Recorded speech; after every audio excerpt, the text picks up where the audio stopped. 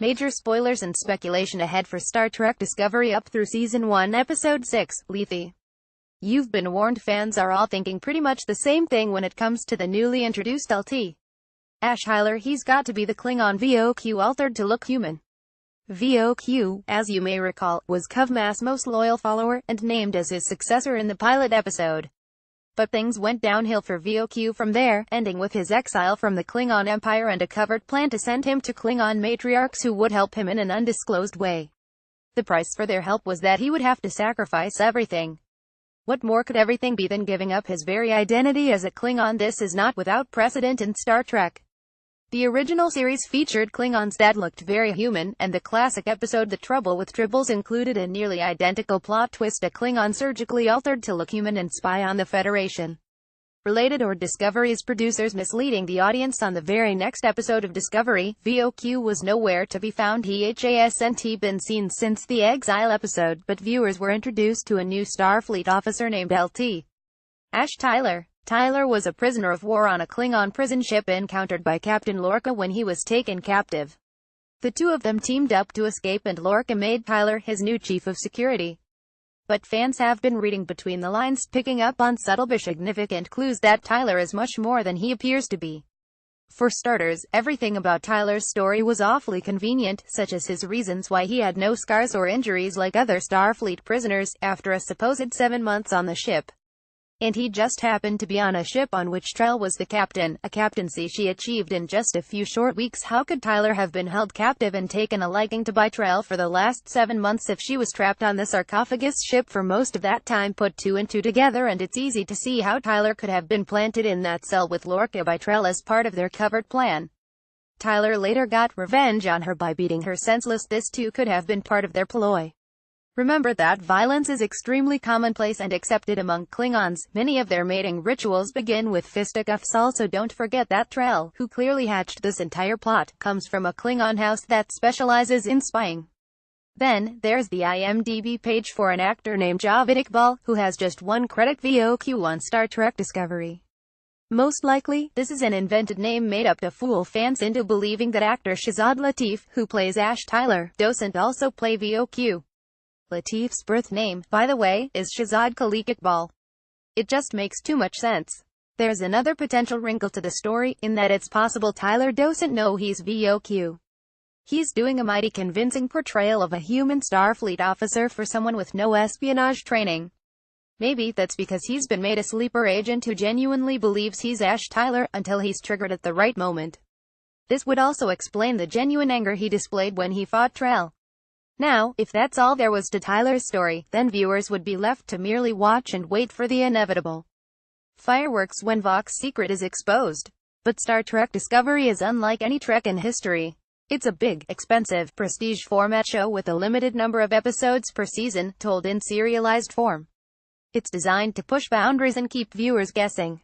The stock and trade of prestige shows, aside from film quality production values, shows like Game of Thrones, The Walking Dead, The Handmaid's Tale, American Gods, etc., is surprise. They're built to keep viewers guessing by utilizing whiplash-inducing twists and unexpected character deaths. If Discovery follows this format, then it stands to reason that the story of Tyler VOQ won't end with the big reveal. The show will take things much further. What if Voq Tyler decides to switch sides? If he's a sleeper, it'd be easy for him to decide that maybe he likes this Tyler persona better. If he's a fully self-aware spy, maybe he'll have a change of heart. Granted, it's a huge leap to make from remain Klingons to Starfleet, but Stockholm Syndrome is known to make this kind of thing very possible.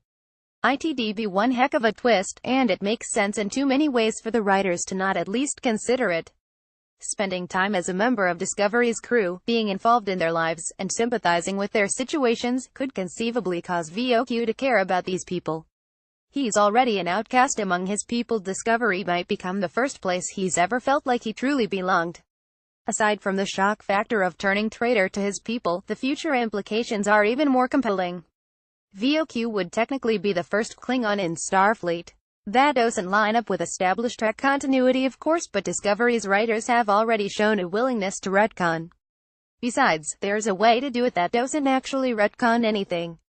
What if Lorca or Burnham discover Tyler's secret, but he convinces them that he wants to remain a human member of Discovery's crew? It could even become part of a peaceful resolution to the Klingon War, which the producers have promised to wrap up by the first season's end. Lorca already bends the rules every which way he can, so the notion of him deciding to keep Voq's identity secret from Starfleet, if he sees value in keeping Tyler on Discovery, isn't exactly a stretch. For that matter, Lorca could already know the truth, and be using VOQ as much as VOQ is infiltrating Discovery. Lorca is many things, but easily fooled is not one of them. There are also logistical considerations to take into account, namely actor Shazad Latif and his time on the show.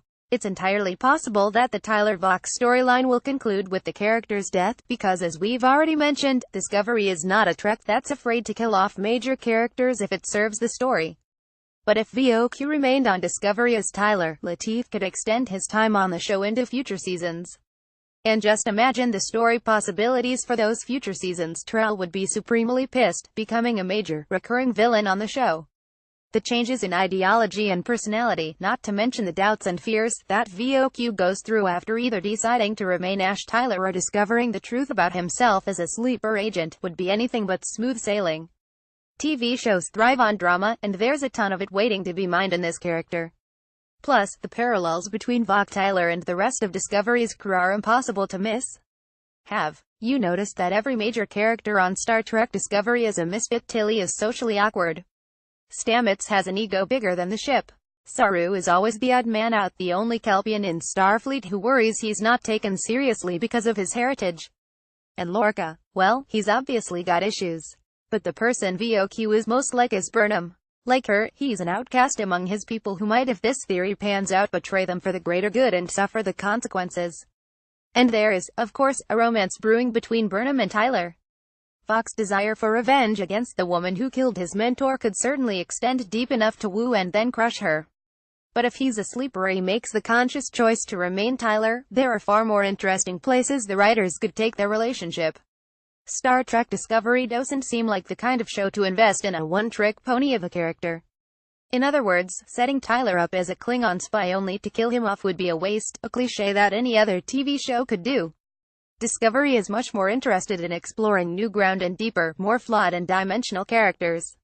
What better way to do that than with yet another square peg of a character in a round hole? Ad-free browsing, over 10,000 videos all in one access. Join for free. Go Premium with Screen Rant. Go Premium.